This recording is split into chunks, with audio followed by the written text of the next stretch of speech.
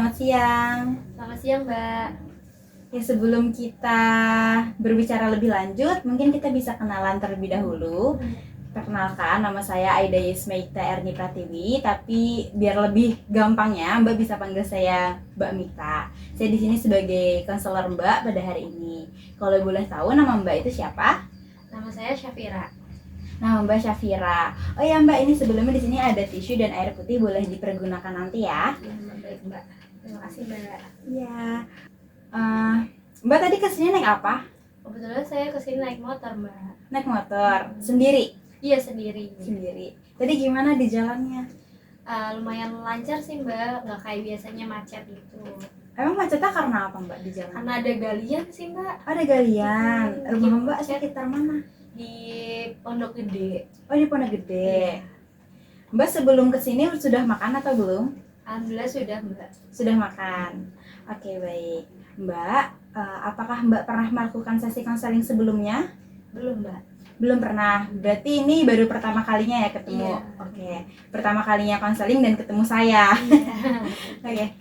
Mbak, mungkin saya jelaskan sedikit konseling itu apa. Jadi konseling itu adalah proses bantuan yang dilakukan oleh konselor, yaitu saya, yang diberikan kepada klien, yaitu Mbaknya. Nah, tujuan dari konseling itu sendiri adalah membantu permasalahan yang sedang dialami oleh klien. Konseling itu ada beberapa fungsi. Yang pertama itu ada pemahaman, pencegahan, dan ada pengentasan. Nah, dalam konseling itu terdapat beberapa asas ya Mbak. Yang pertama itu ada kerahasiaan, kesukarelaan, lalu ada keterbukaan. Saya akan menjelaskan sedikit dari beberapa asas tersebut. Yang pertama itu ada kerahasiaan Mbak. Jadi ketika Mbak menceritakan permasalahan Mbak tidak perlu menutup-nutupi apapun. Mbak terbuka aja pada saya, karena apapun yang Mbak ceritakan pada hari ini kepada saya tidak akan saya sebarluaskan kepada siapapun. Jadi Mbak percaya pada saya? Percaya. Baik, jadi nanti dalam sesi konseling hari ini jangan ada yang ditutupi ya Mbak, karena nantinya saya akan menjaga rahasia tersebut secara rapat-rapat. Lalu ada asas kesukarelaan Mbak. Mbak datang ke sini secara sukarela atau karena terpaksa? Secara sukarela sih, Mbak. Secara sukarela, berarti karena keinginan sendiri ya Mbak ya? Iya, betul, Mbak. Oke, lalu selanjutnya ada asas keterbukaan Mbak. Asas keterbukaan itu adalah Mbak menceritakan permasalahan Mbak pada saya secara terbuka tanpa ada yang ditutup-tutupi. Oke, sampai sini bisa dipahami? Bisa, Mbak. Jadi, apa yang ingin Mbak ceritakan pada saya? Jadi gini Mbak, akhir-akhir ini tuh saya lagi nggak susah banget sama tidur. Terus kalau malam kadang pikiran saya tuh muter-muter, rasanya kayak stres dan juga nggak tahu saya harus kayak gimana. Oh, seperti itu ya Mbak ya. Oke, saya paham banget apa yang sedang Mbak rasakan. Pasti hal tersebut sangat melelahkan ya Mbak ya. Kalau boleh tahu sudah berapa lama Mbak mengalami seperti ini? Kayaknya sih udah sekitar 2 bulan ya Mbak. Setiap kali mau tidur saya kayak kepikiran tugas, terus jadwal besok, sama hal-hal yang bikin saya ngerasa cemas gitu Mbak. Oke, terima kasih karena sudah berbagi permasalahan tersebut pada saya. Oke, pikiran-pikiran itu kadang bisa bikin kita semakin susah tidur ya Mbak ya. Kita akan coba pahami dulu pola pikir apa yang Mbak rasakan dan apa yang mungkin memperburuk insomnia ini. Oke, kalau boleh tahu pikiran apa yang paling sering muncul ketika Mbak berbaring untuk tidur? Kepikiran kayak besok pasti kacau kalau saya nggak tidur, atau kayak kenapa sih saya tuh selalu kayak merasa kayak gini gitu. Seperti itu ya Mbak ya. Jadi pikiran-pikiran seperti itu sering kita sebut sebagai distorsi kognitif. Nah, jadi apa Mbak merasa pikiran itu membantu atau justru bikin sulit saat tidur?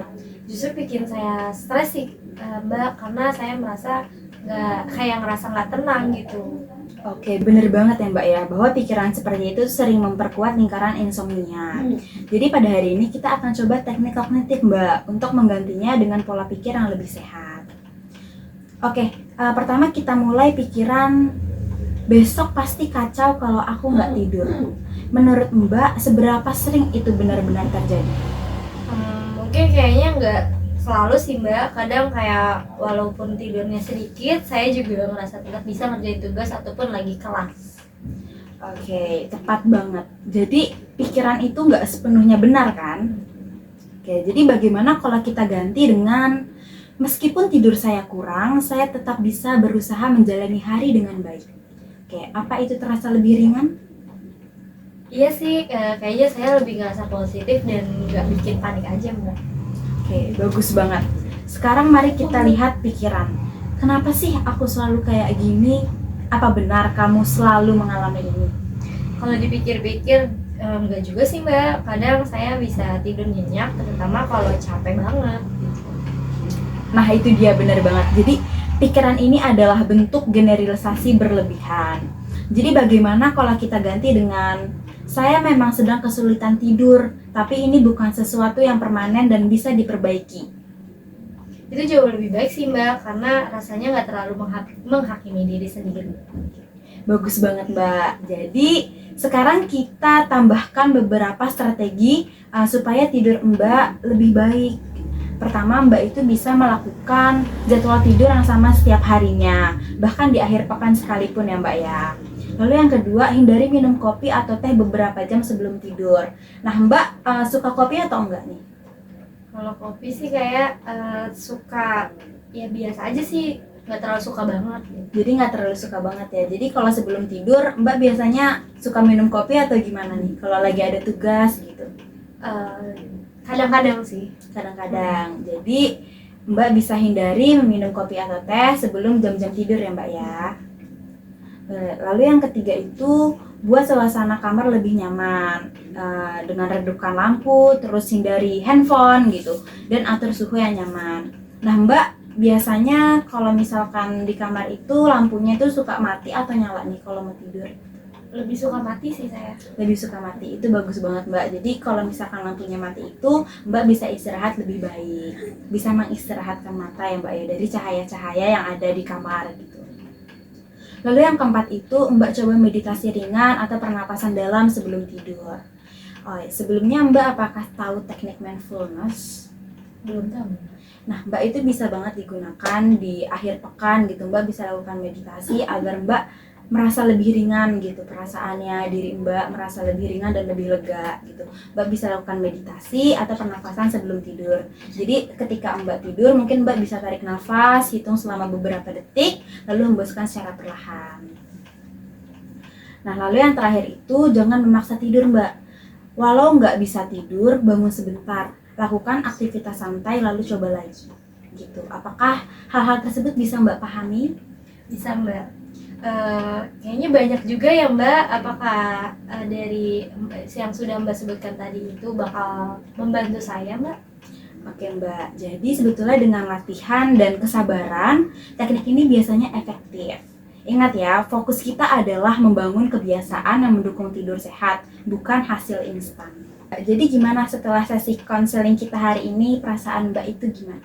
Saya merasa lebih tenang, rasanya jadi lebih paham kayak kenapa saya sulit tidur dan apa yang bisa saya lakukan. Oke Mbak, itu awal yang sangat bagus ya Mbak ya. Jadi coba tetapkan strategi ini secara bertahap Mbak.